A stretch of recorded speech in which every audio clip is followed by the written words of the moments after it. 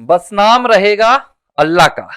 यह नारा किसी इस्लामिक मजहबी सभा में नहीं लगाया गया।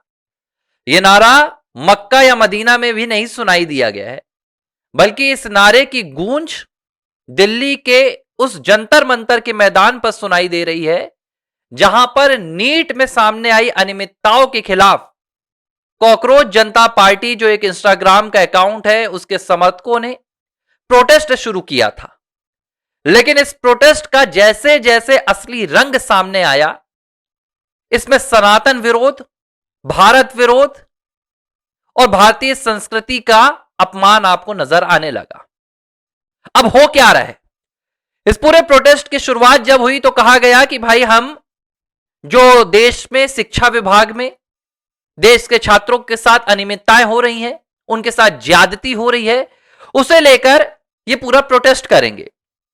इस प्रोटेस्ट में ना तो हिंदू मुस्लिम की बात होगी, ना तो इसमें किसी राजनीतिक दल की बात होगी, सिर्फ और सिर्फ छात्रों का प्रोटेस्ट रहेगा। अमेरिका के बोस्टन से आम आदमी पार्टी का मखौटा पहने हुए अभिजीत दिपके दिल्ली आता है। दिल्ली में इस जंतर मंतर के प्रोटेस्ट में शामिल होता है। वहां पर एआईएसएफ, एसएफआई, इस तरीके के जो तमाम एंटी नेशनल छात्रों के संगठन हैं, वो वहां पर अपने डेरा जमा लेते हैं। और इस पूरे प्रोटेस्ट के 3-4 दिन बाद से ही जब इन्हें यह एहसास हो गया कि अब प्रोटेस्ट को हमें कोई भी सपोर्ट नहीं कर रहा है, हमारे पास जेनजी की भीड़ नहीं आ रही है, तो इन्होंने अपने असली रंग को जनता के सामने लाना रख दिया। एक एक कर मंच पर सनातन विरोधियों और राष्ट्र विरोधियों का जमावड़ा लगने लगा। एक महिला आई जिनका नाम नंदिता नरेन है। नंदिता नारायण मंच पर जाती हैं और अपने भाषण में कहती हैं कि बस नाम रहेगा अल्लाह का। और वो कहती हैं कि जब मैं कहती हूं अल्लाह कौन है, तो अल्लाह मतलब वो शक्ति जो हम सबके भीतर है, वही अल्लाह है। और मंच से ये गूंज लगाई जाती है, बस नाम रहेगा अल्लाह का। और सीजेपी के तमाम प्रोटेस्टर्स वहां पर तालियां बजाने लगते हैं। ये एक चीज हुई। इसके बाद अब पिछले 3 से 4 दिनों से लगातार छोटे छोटे वहां पर ऐसे ग्रुप बन गए हैं, और वो ग्रुप ये जो नज्म है, ये जो नारा है, ये घंटों घंटों गुनगुना रहे हैं, बस नाम रहेगा अल्लाह का, बस नाम रहेगा अल्लाह का। कोई आपत्ति नहीं है, चलिए अगर आपकी भावना अल्लाह में है और आप अल्लाह को मानते हैं, तो आप जाहिर सी बात है कि अल्लाह ही कहेंगे। और भाई अल्लाह के समर्थक जो हैं, जो इस्लामिक समर्थक है, वो तो कहते हैं कि अल्लाह के अलावा कुछ और है ही नहीं, तो आप किसी और को कैसे स्वीकार करेंगे? लेकिन उसी मंच से, जिस मंच से यह कहा गया कि बस नाम रहेगा अल्लाह का, प्रकाश राज पहुंचते हैं, एक्टर। और प्रकाश राज अपने भाषण को शुरू करने से पहले कहते हैं कि मैं जय श्री राम का नारा नहीं लगाऊंगा, मैं जय श्री राम का नाम नहीं लूंगा, मैं जय भीम कहूंगा। यह एक उदाहरण। उसी मंच पर जहां कहा गया कि बस नाम रहेगा अल्लाह का, कुणाल कामरा पहुंचता है। कुणाल कामरा भगवान राम का अपमान करता है, माता जानकी का अपमान करता है, और अभद्र टिप्पणी करता है भगवान राम और माता सीता पर। उसी मंच पर खड़े रहने वाला विजेता दाहिया एक पॉडकास्ट में कहता है, भारत के प्रसिद्ध संत, राधा नाम के रसिक प्रेमानंद महाराज को प्रेम भाई कहता है, और कहता है कि वो कहां के महाराज हैं, किस किंगडम के महाराज हैं, आखिर उनको हम महाराज क्यों कहें। उसी मंच में यह हो रहा है। धीरे धीरे यह पूरा सीजेपी प्रोटेस्ट ऐसा लग रहा है कि यह सनातन के खिलाफ है, और जितने सनातन विरोधी हैं उन्हें बुलाकर मंच में जगह दी जा रही है। लेकिन यह सिर्फ सनातन के खिलाफ नहीं है, यह राष्ट्र के खिलाफ भी है। अरुंधति रॉय भी पहुंच रही हैं, जो वही आतंकियों का समर्थन करने में कभी पीछे नहीं हटती। उसी मंच में अरविंद केजरीवाल पहुंच रहे हैं, जिनकी नानी को राम मंदिर बनने से दुख हो गया था, जिन्हें राम मंदिर की जगह स्कूल खोलना था। उसी मंच पर अतिशी पहुंच रही हैं, जिनके पिता अफजल और कसाब जैसे आतंकियों की फांसी रोकने के लिए भाई मर्सी लेटर लिखते थे राष्ट्रपति को। ये सब वहां पहुंच रहे हैं।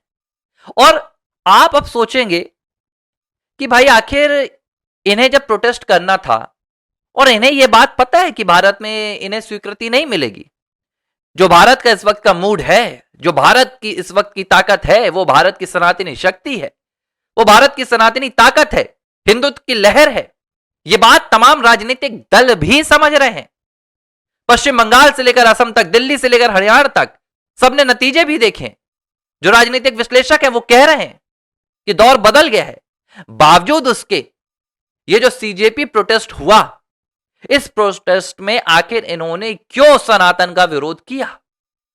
अरविंद केजरीवाल जानते हैं कि सनातन विरोध करके उनकी राजनीति डूब चुकी है, बावजूद इसके वो सीजेपी के मंच पर जाते हैं।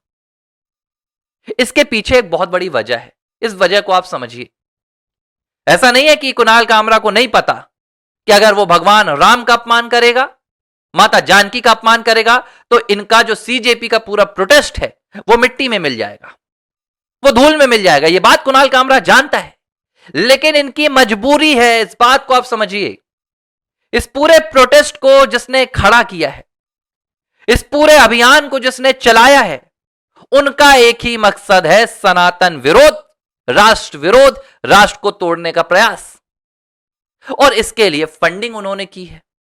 तो जिन्होंने फंडिंग की है उनका ढोल तो आपको बजाना होगा, उनका राग तो आपको अलापना होगा। तो यह बात इन्हें पता है कि हमें भले इस बात से कोई समर्थन नहीं मिलेगा, लेकिन हमें पैसे जिस लिए दिए गए हैं वो काम हमें मंच पर जाकर करना होगा।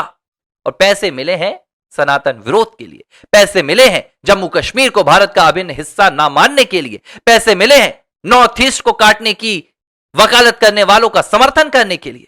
तो कुणाल कामरा जाता है तो सनातन का अपमान करता है, नंदिता नरेन जाती है तो वहां पर बस नाम रहेगा अल्लाह का नारा देती है, विजेता दाहिया भारत के संतों का अपमान करता है।